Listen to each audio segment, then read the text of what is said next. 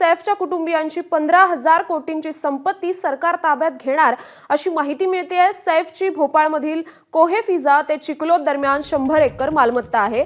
पतौडी कुटुंबियांच्या या मालमत्तेवर 1.5 लाख लोकांचं अतिक्रमण आहे। पतौडी राजघराण्याच्या मालमत्तेवरील 2015 पासून असलेली स्थगिती आता रद्द करण्यात आली आहे।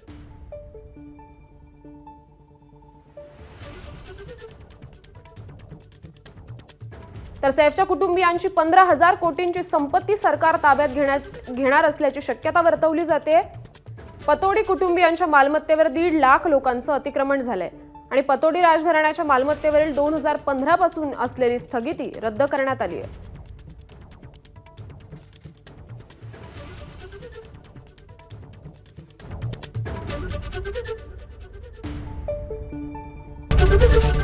एबीपी माझा, उघडा डोळे बघा नीट।